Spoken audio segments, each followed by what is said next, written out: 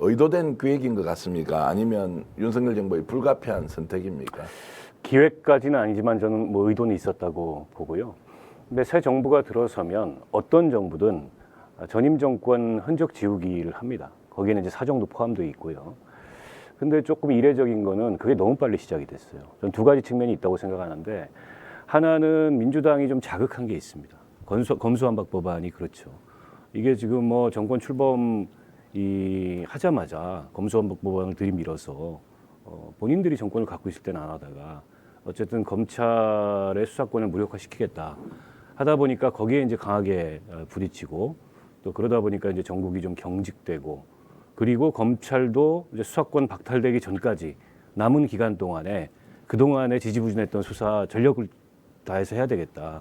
이게 이제 맞부딪히면서 진행되는 측면이 있고요. 하나는 아무래도 윤석열 대통령이 제일 잘하는 분야가 수사입니다. 평생 검찰을 하셨던 분이고, 또 뭐 한동훈 법무부 장관이라는 자신의 최측근 중의 측근을 법무부 장관에 앉혔고, 물론 아직 이제 검찰 인사가 끝나지 않았지만 앞으로 이제 검찰 인사도 이른바 윤석열 사단이 약진할 거라는 그런 관측이 있잖아요. 그렇다 보니까 법치를 바로 세우겠다라는 명분 하에 윤석열 대통령 눈에 그동안에 이 정권에 대해서 수사가 제대로 안 됐던 것, 이것 제대로 한번 바로 잡겠다, 이런 생각을 하는 것 같아요. 뭔가 싸울 땐 싸우더라도 타협할 땐 타협을 해서 앞으로 나가는 맛이 있어야 되는데, 지금 이 정권 초기부터 그런 맛이 너무 없는 것 같습니다. 어쩔 수 없는 선택입니까? 저도 이런 기획을 할 만한 참모가 없어요.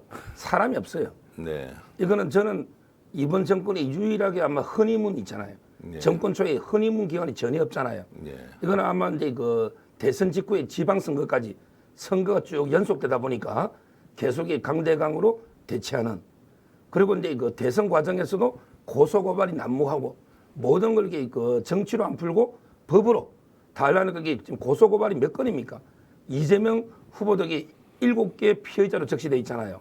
따라서는 계속 선거가 연속성에 있고, 그리고 이제 그 전직 대통령 2분 구속되면서 보수 진보가 총력전으로 죽기 살기로 싸우다 보니까 계속 불가피하게 강대강으로 흘러가고 있다. 그래서 결론은 그 불가피한 흐름이다, 이렇게 저는 봅니다. 그러면 법과 원칙을 내세우지만 실제로 감정적인 요소가 이제 상당히 많이 반영되어 있다, 이런 느낌을 지울 수가 없습니다. 통상적으로는 뭐 정권 초기에 국민 통합하자, 협치하자, 또 본인도 뭐 대통령 취임식에 그런 이제 언급이 잠깐 있긴 했는데 왜 갑작스럽게 이렇게 돌아가 버립니까? 결국은 저는 정치의 가장 반대가 법치라 봐요. 예. 법치가요, 법은 이게 흑 아니면 백입니다. 네. 이 사람이 유죄냐 무죄냐 이것만 따지면 이게 법치예요. 대통령이나 한동훈 장관이나 소통령이라잖아요. 전부 이게 법에만 익숙하다 보니까 전부 이게 흑백 논리, 이분법으로 가다 보니까 강대강 대치되는 게 아닌가. 빨리 그 정치를 복원시키고 회복해야 되는데 상당히 좀 걱정이 없습니다. 통상 정권 초기에 그러니까 국정 운영에 대한 기대치가 높고 지지율이 높을 때 뭔가 포용력을 보여주고 개방성을 보여주기 위한 노력을 합니다. 그러다가 이제 국정 운영의 동력이 떨어지고 지지율이 떨어지면 그때 이제 인사도 보수적으로 하고 국정 운영도 보수적으로 하는데, 이 정부는 너무 출범부터 인사풀도 너무 좁고, 그다음에 국정 운영의 범위랄까요? 이것도 너무 좁게 시작을 하고 있어요. 이렇게 되면 나중에 지지율 떨어지고 국정 동력 떨어지면 남은 건 수사밖에 없습니다. 거기에 이제 정권이 지탱하는 그런 상황이 될 텐데, 그건 굉장히 불행한 결과를 좀 초래할 거라고 보고, 그래서 윤 대통령이 그 뭐 법치의 원칙을 세우는 건 좋고 또 법과 원칙을 세우는 건 좋은데, 앞서 서 변호사님 말씀하셨듯이 통치의 영역은 그것만 가지고 할 수 있는 게 아닙니다. 윤 대통령은 어쨌든 이제는 통치자입니다. 더 이상 야당의 후보도 아니고 검찰총장도 아니에요. 국정 운영의 성과를 만들어야 되고 그 성과로 자신의 통치 실적을 증명해야 되는데, 문제는 국회입니다. 지금 야당이 168석을 가지고 있는데 야당하고 대화하지 않고서 이 법 하나 통과시킬 수 없고 국정 운영에 유의미한 성과를 만들 수가 없어요. 저는 실질적인 대화의 노력은 보이지 않는다. 그래서 이분이 협치를 나한테 협조하는 걸 협치라고 생각하시는 거 아닌가, 그런 의문이 듭니다.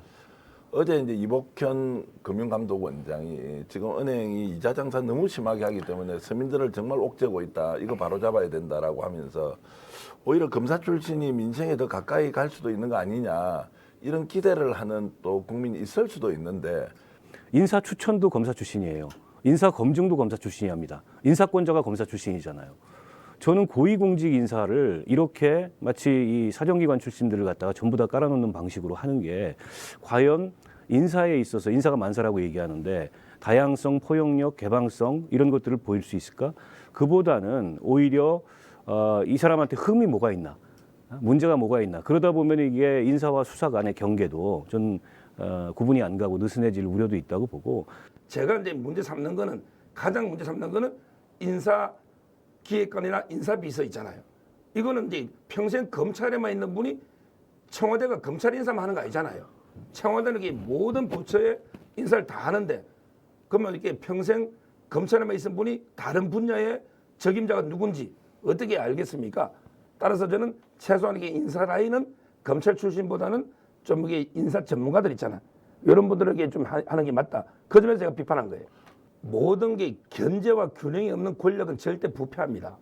박근혜 대통령이 가장 잘못한 게 국회의원 보좌관 3명을 그대로 문고리로 청와대 비서관 3명으로 그대로 가져갔죠.